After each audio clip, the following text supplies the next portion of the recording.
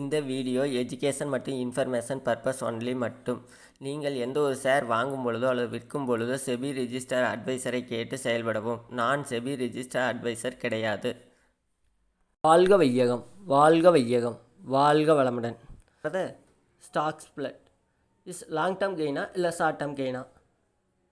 பொதுவாக stock split ஆகிறப்ப நம்ம எப்போ பை பண்ணமோ அந்த டேட்டை பேஸ் பண்ணி தான் லாங் டேர்மாக இல்லை ஷார்ட் டேர்மான்னு கால்குலேட் ஆகும். Name Balmer Lawrie investment limited.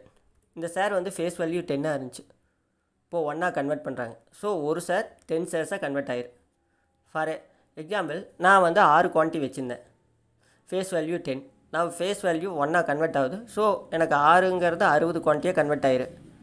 So நான் பை பண்ண டேட் என்னென்னா 17 ஏப்ரல் 2024. ஸோ இன்றைக்கி டேட்டுக்கு பார்த்தீங்கன்னா 120 டேஸ் தான் ஆச்சு. ஸோ இது லெஸ் தென் 365 டேஸுங்கிறனால இது ஷார்ட் டேர்ம் கெயினாக ஆகும். ஸோ நீங்கள் என்றைக்கு பை பண்ணிங்களோ அந்த டேட்லேருந்து இன்றைக்கி டேட்டை ஸ்ப்ளிட் ஆகிற டேட்டுக்கு பிட்வீனுக்குள்ளே பார்த்தா 365 டேஸ்க்குள்ளே இருந்தால் அதை ஷார்ட் டேர்ம் கெயினாகவும், மோர் தென் 365 டேஸ்க்கு மேலே இருந்தால் அதை லாங் டேர்ம் கெயினாகவும் கன்சிடர் பண்ணலாம். இந்த இடத்துல இன்னொன்று என்னென்னா டிவிடெண்ட். இதுக்கு முன்னாடி டிவிடெண்ட் பார்த்திங்கன்னா 20 செப்டம்பர் 2023 33 ரூபா கொடுத்துருக்காங்க. அப்போ ஃபேஸ் வேல்யூ 10 ரூபீஸ்.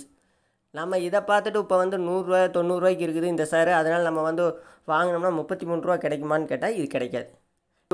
10லேருந்து 1 கன்வெர்ட் ஆகிறப்ப அதே மாதிரி இங்கேயும் டிவைடட் பை 10ஆல் டிவிடெண்ட் வேல்யூ இது வேணும். அப்போ கரண்ட் இதுக்கு பார்த்தா 3.3 ரூபீஸ் தான் கிடைக்கும்.